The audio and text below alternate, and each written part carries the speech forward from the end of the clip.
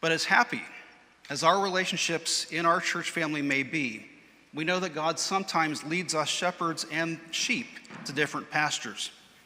The Spirit sometimes guides pastors and other people into new places of service.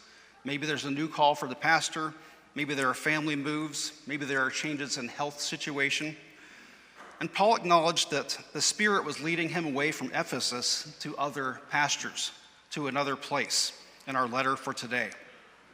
I'm sure this call that Paul was receiving away from Ephesus made them sad for him, and it was probably painful for some of the sheep in that church.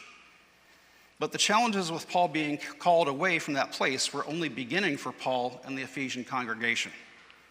Paul predicted future trials for himself and for that beloved flock. But he knew that any difficulties they would face would not defeat them as long as God's word would continue to be preached faithfully among the Ephesians.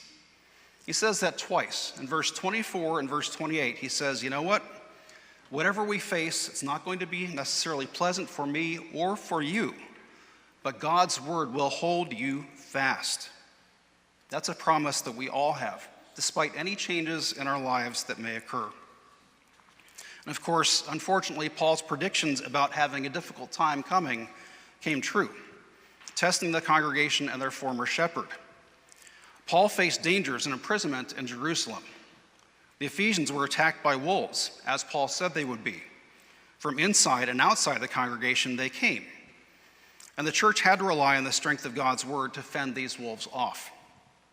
But even knowing this, that the church isn't always easy, that it's not always fun in the life of the church, Paul encouraged those Ephesians to be generous in spirit and faithful in their hearts, because they knew that they have a good shepherd who has already been victorious over the wolves that look to devour us.